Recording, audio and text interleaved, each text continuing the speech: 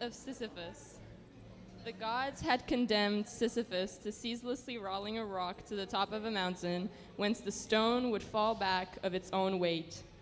They had thought with some reason that there is no more dreadful punishment than futile and hopeless labor. If one believes Homer, Sisyphus was the wisest and most prudent of mortals. According to one other tradition, however, he was disposed to practice the profession of highwayman. I see no contradiction in this. Opinions differ as to the reasons why he became the futile laborer of the underworld. To begin with, he is accused of a certain levity in regard to the gods. He stole their secrets. Aegina, the daughter of Aesopus, was carried off by Jupiter. The father was shocked by that disappearance and complained to Sisyphus. He who knew of the abduction offered to tell about it on condition that Aesopus would give water to the citadel of Corinth. Okay. To the celestial thunderbolts, he preferred the benediction of water. He was punished for this in the underworld. Homer tells us also that Sisyphus had put death in chains. Pluto could not endure the sight of his deserted, silent empire. He dispatched the god of war, who liberated death from the hands of her conqueror. It is said also that Sisyphus, being near to death, rashly wanted to test his wife's love. He ordered her to cast his unburied body into the middle of the public square. Sisyphus woke up in the underworld, and there, annoyed by an obedience so contrary to human love, he obtained from Pluto permission to return to earth in order to chastise his wife. But when he had seen again the face of this world, enjoyed water and sun, warm stones and the sea, he no longer wanted to go back to the infernal darkness. Recalls, signs of anger, warnings were of no avail. Many years more he lived facing the curve of the gulf, the sparkling sea, and the smiles of earth. A decree of the gods was necessary. Mercury came and seized the impudent man by the collar and, snatching him from his joys, led him forcibly back to the underworld, where his rock was ready for him.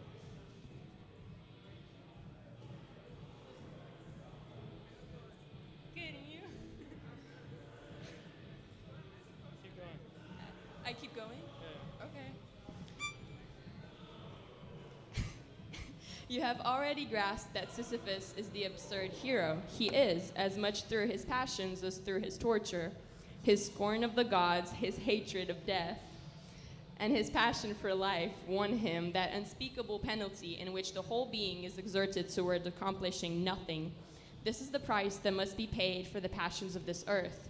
Nothing is told us about Sisyphus in the underworld. Myths are made for the imagination to breathe life into them. As for this myth, one sees merely the whole effort of a body straining to raise the huge stone, to roll it and push it up a slope 100 times over.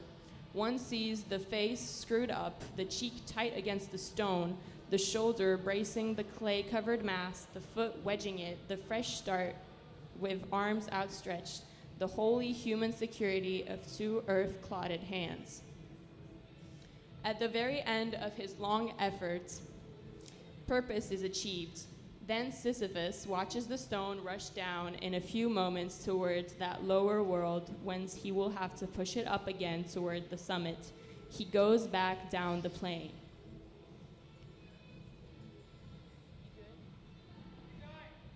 Keep going? Okay. It is during that return, that pause, that Sisyphus interests me. A face that toils so close to stones is already stone itself. I see that man going back down with a heavy yet measured step toward the torment of which he will never know the end. That hour like a breathing space, which returns as surely as his suffering, that is the hour of consciousness. At each of those moments when he leaves the heights and gradually sinks toward the lair of the gods, he is superior to his fate. He is stronger than his rock. If this myth is tragic, that is because its hero is conscious. Where would his torture be indeed if at every step the hope of succeeding upheld him? The workman of today works every day in his life at the same tasks, and this fate is no less absurd, but it is tragic only at the rare moments when it becomes conscious.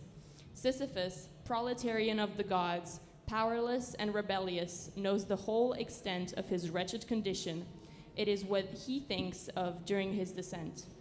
The lucidity that was to constitute his torture and at the same time crowns his victory. There is no fate that cannot be surmounted by scorn.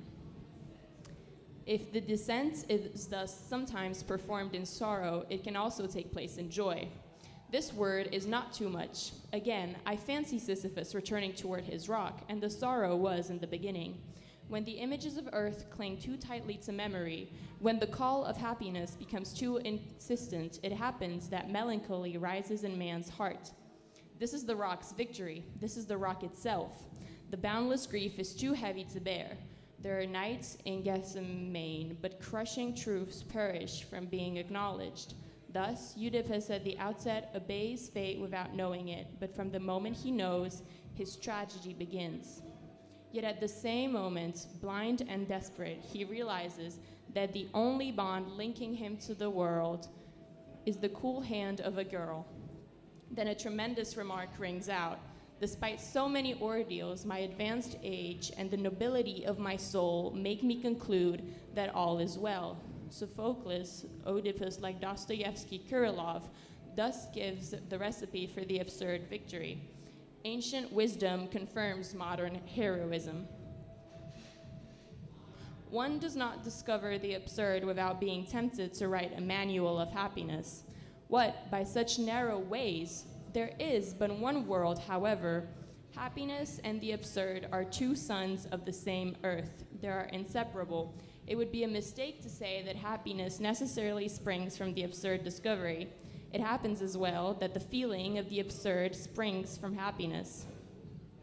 I conclude that all is well, says Oedipus, and that remark is sacred. It echoes in the wild and limited universe of man. It teaches all is not, has not been exhausted. It drives out of this world a God who had come into it with dissatisfaction and a preference for futile sufferings. It makes of fate a human matter, which must be settled among men. All Sisyphus' silent joy is contained therein. His fate belongs to him. His rock is his thing. Likewise, the absurd man, when he contemplates his torment, silences absurd man. In the universe suddenly restored to its silence, the myriad wondering little voices of the earth rise up. Unconscious, secret calls, invitations from all the faces. If there is a personal fate, there is no higher destiny, or at least there is, but one which he concludes is inevitable and despicable. For the rest, he knows himself to be the master of his days. At that subtle moment when man glances backward over his life, Sisyphus returning toward his rock, in that slight pivoting, he contemplates that series of unrelated actions which becomes his fate, created by him, combined under his memory's eye, and soon sealed by his death. Thus, convinced of the wholly human origin of all that is human, a blind man eager to see who knows that the night has no end, he is still on the go. The rock is still rolling. I leave Sisyphus at the foot of the mountain. One always finds one's burden again, but Sisyphus teaches the higher fidelity that negates the gods and raises rocks. He too concludes that all is well. This universe, henceforth without a master, seems to him neither sterile nor futile. Each atom of that stone, each mineral flake of that night-filled mountain in itself forms a world. The struggle itself toward the heights is enough to fill a man's heart. One must imagine Sisyphus happy.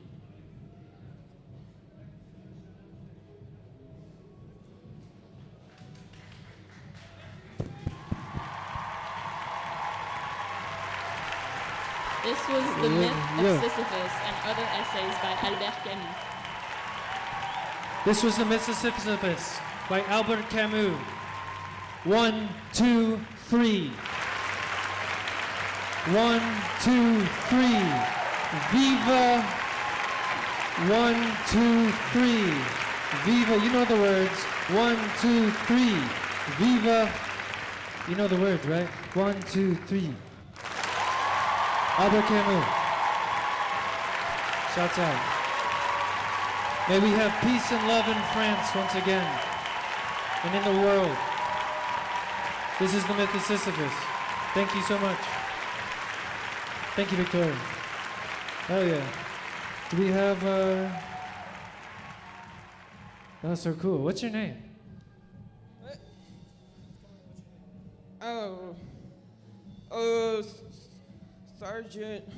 Sergeant Batman. Sergeant Bradley? Sergeant Batman.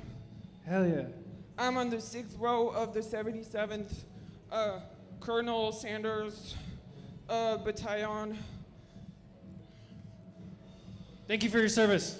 Pleasure doing, thank you for your service. Thank you for your pleasure doing business with you. Ladies and gentlemen, give it up for Sergeant Bradley of the 4th Battalion.